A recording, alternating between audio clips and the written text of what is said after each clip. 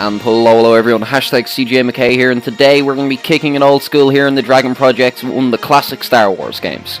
Let's get straight into it, shall we? My first day as a member of the 501st. It was hot, it was sandy, chaotic. Nothing at all like the simulations on Camino. Of course, that's pretty much the way it was for all of us, wasn't it? All that breeding, all those years of training. It doesn't really prepare you for all the screaming or the blood, does it? Frankly, I'm still amazed we ever made it through the first hour. Never mind the first day. Your simulation days are over, Trooper. This is a real battle. And if you mess up, you'll really end up in a world of pain. Now get out there. Some activity has been reported in the vicinity of Checkpoint Alpha. Get there and secure the area. And here we are now, everybody, straight out into the action of Star Wars BattleFront 2. Just one of my favourite Star Wars games ever created. At the moment, I'm just doing the tutorial, kind of to show off this game, like I like to do with every first episode of a series. I like to do a pilot episode to test it out, show my audience what the game's like, and explain a little bit about what the series as a whole will be like. Just love this game so much for so many reasons, and I'm hoping to show off pretty much all of those reasons here in the intro, because with this being the training level, it actually pretty much encompasses nearly every aspect of the game. Nice work, Clone.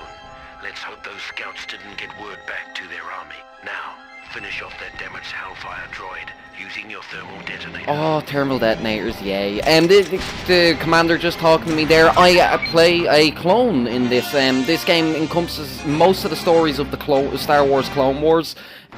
For anyone who doesn't know much about the Star Wars lore, that takes place between the first and second movie primarily. A lot of stuff with General Grievous in there. Mace Windu gets a lot of action in it too. There was a Clone Wars cartoon series, which really did cover it well, but it never got like a movie as a whole, even though that cartoon series did actually kind of amount in minutes to about a movie. Gotta capture this and kill the battle droids.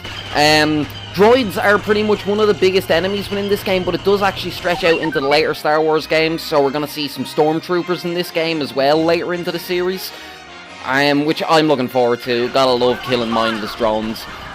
Not the biggest fan of the weapons in this game, I have to say. I mean, not so far. Oh, people just falling out of the sky. I do and I don't like them. I love a blaster rifle. They're fun, but at the same time, this thing looks so big and badass. I'm expecting a giant shotgun burst out of it, but instead I get this kind of pew pew pew pew pew pew pew pew, which is fun and all, blowing things up with lasers and whatnot, but the guns do get increasingly better throughout this game as well. In fact, I'm just going to change class now, and I'm going, yes, see, this guy has a shotgun. That's what I'm talking about. Now use your fusion cutter to repair the health and ammo droid. Yeah, gonna fix a gonk droid. I'll fix you, gonk droid, because I love you and you give me ammo. Oh shit. And the health droid, because I am about to die. Yeah, give me health droid. Yeah, I can throw some ammo. Yeah, I'll use that. Spider walkers.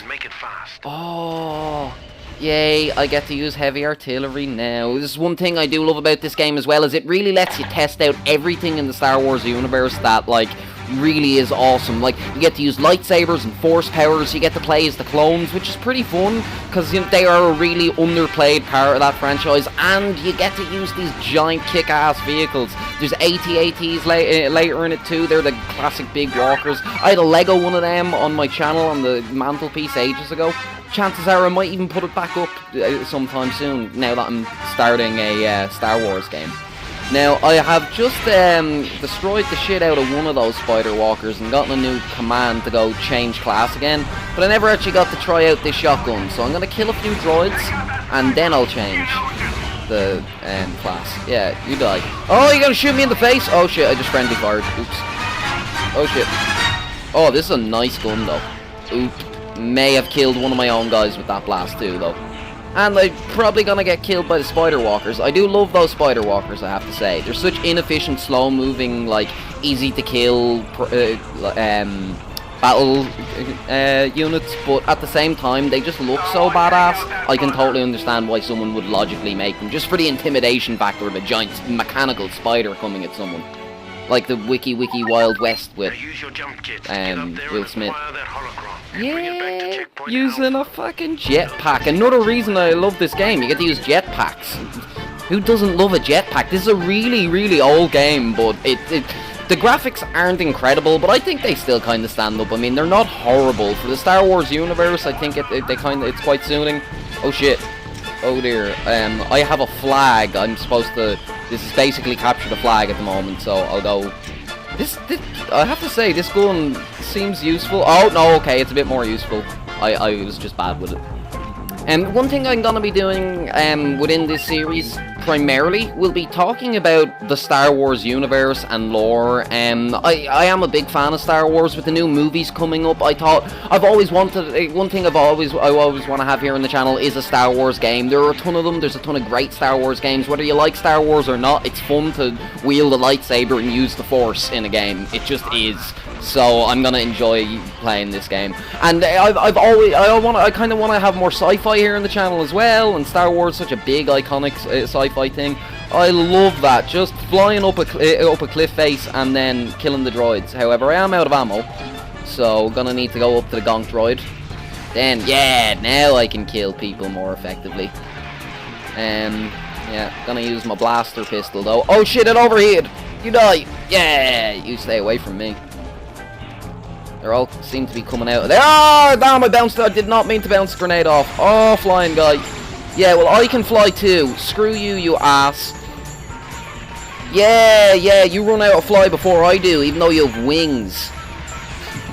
So yeah, I was trying to say that I'm going to be talking about the Star Wars lore in general, the movies and the books and the games and the expanded universe that it has been created by the games, the new movies when they come out and stuff like that. I don't know if I'll still be playing this particular Star Wars game by the time the movies come out. I probably will be. I get through games pretty slowly here on the Dragon Project, but that's because I like to, you know, not dedicate too much time and airspace to any one particular game. I made my way back over to this little save point here and captured it. I decided to just skip ahead and get straight to that. I've just been told by my commander to kill some droids with a sniper rifle, so let's get straight on that. Boom, body shot.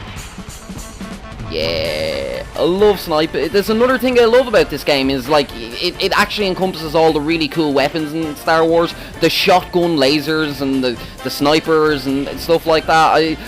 I'm disappointed by some of the weapons in this because some of them look so cool and fire so shittily. But at the same time, there's such a vast array of weapons. There is kind of something for everyone. So if you're a big like player of multiplayer shooters and stuff like that, or first-person shooters in general, this is a great game for you because that's sniped. Get to a CP and switch to the heavy trooper class. Yeah, heavy trooper class time. I got a rocket launcher. Oh yeah, gonna kill the spider walkers. Yeah.